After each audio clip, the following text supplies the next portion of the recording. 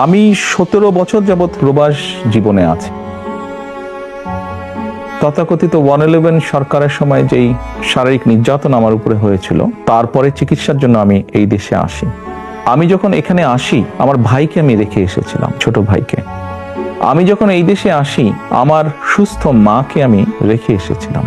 একটি ঘর রেখে এসেছিলাম, যেই ঘরে আমি এবং আমার ছোট ভাই বড় হয়েছি, যেই ঘরে আমার বাবার স্মৃতি ছিল, যেই ঘরে আমাদের দুই ভাইয়ের সন্তানরা জন্মগ্রহণ করেছিল, যেই ঘরে আমার মায়ের বহু স্মৃতি ছিল, সেই স্মৃতিগুলোকে ভেঙে চুরে ধুলায় মিশিয়ে দেওয়া হয়েছে। যে ভাইকে আমি রেখে এসেছিলাম, সেই ভাই এখন আর নেই।